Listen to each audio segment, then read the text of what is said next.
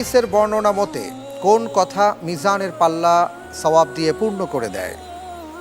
ক আলহামদুলিল্লাহ, খ সুবহানাল্লাহ, গ আল্লাহু আকবার, খ লা ইলাহা ইল্লাল্লাহ।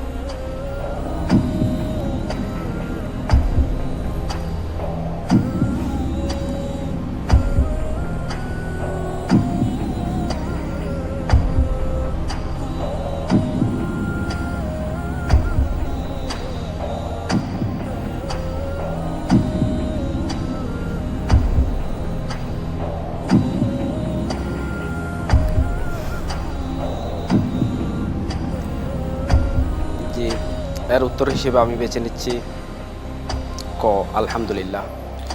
লক করে দেওয়া হোক ক আলহামদুলিল্লাহ।